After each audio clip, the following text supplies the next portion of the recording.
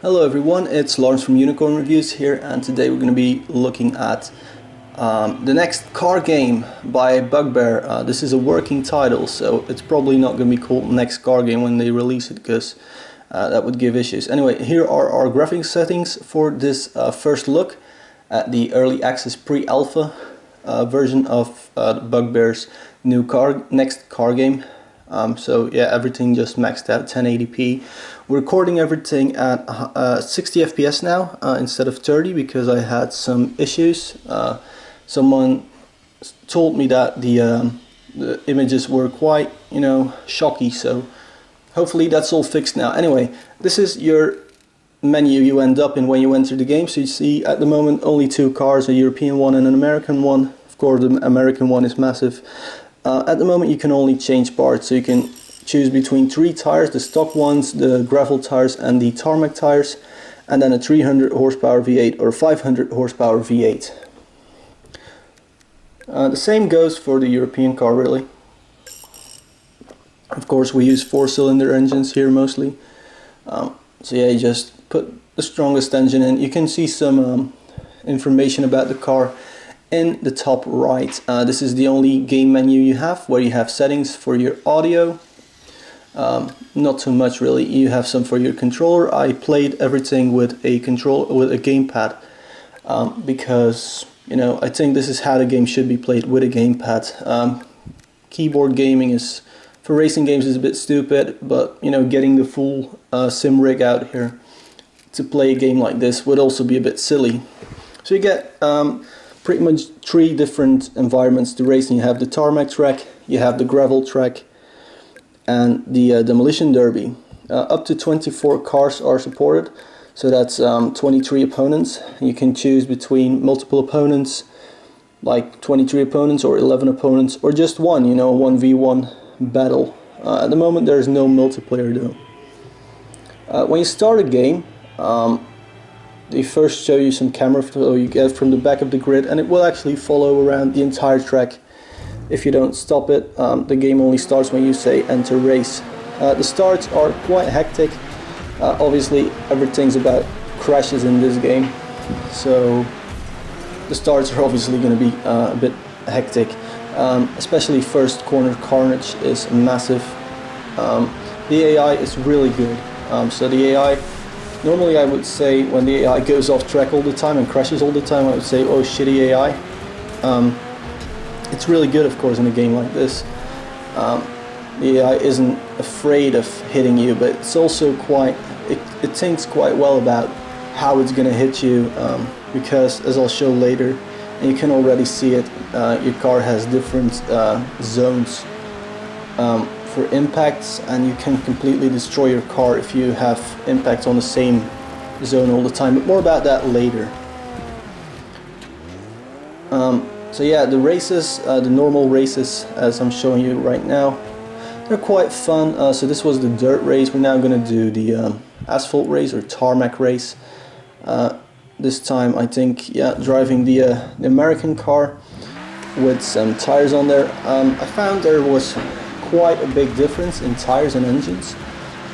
Sometimes when a game like this does different tire models, there's not really a difference, but right here, if you have gravel tires on tarmac or vice versa, it kind of gets really hard for you.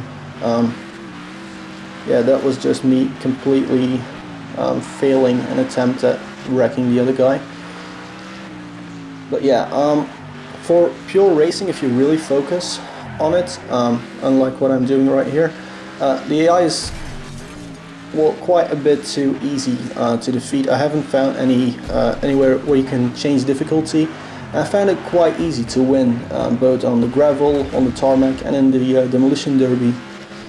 It was always quite easy to win, no matter what engine I used, just because of the silly amount of crashes going on. And talking about crashes, this game, as I said earlier, it's all about crashes.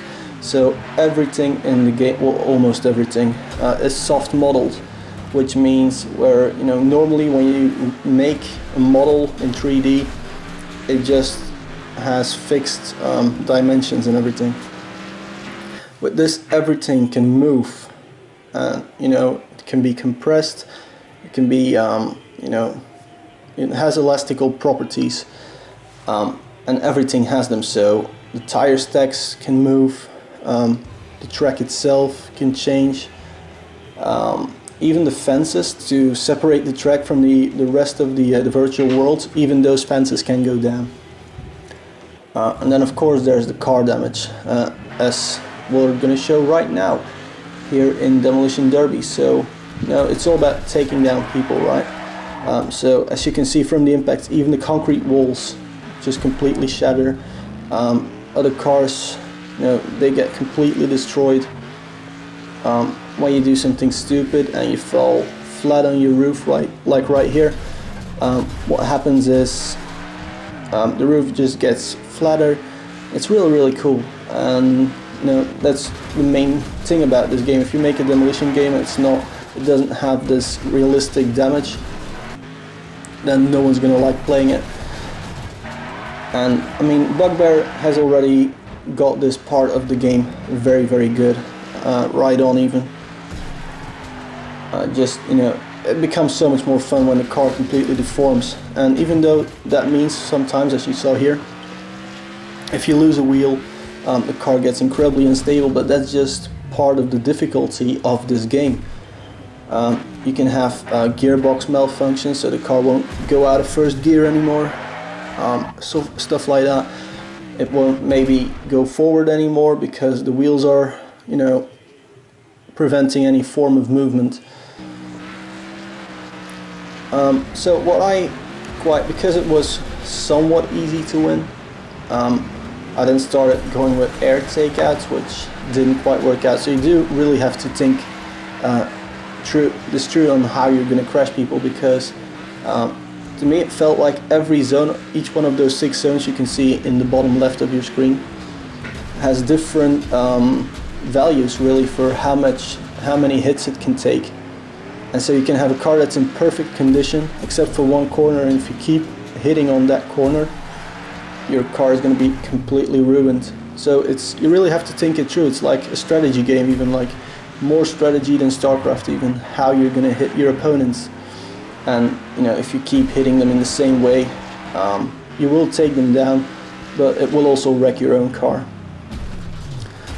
And especially at the beginning this shows, because at the start, if you just smash right head-to-head collision at 90 kilometers an hour, then sometimes your car will just have its bumper hanging loose a bit, you know, which I think is quite weird, because even at the start, if you hit something at 90 kilometers an hour, your car is going to be pretty wrecked. But in the game it kind of only shows a little bit of damage, and then if you hit something quite, you know, softly after that, it will show up. So it just accumulates a lot of damage over time, and if you go past a certain amount of damage, your car will be ruined. Other than that though, it's pretty awesome, and this is an awesome aerial takedown I did. You know, wheels flying off, cars breaking, the walls, the concrete of the walls just flying off from the impact. Pretty cool, even though I would like the concrete walls to be a bit softer. But thank you very much for watching. If you liked the video, please like it. If you disliked the video, go ahead and dislike it. Thank you very much for watching, and please subscribe to Unicorn Reviews for more game reviews, well, previews, and computer hardware reviews.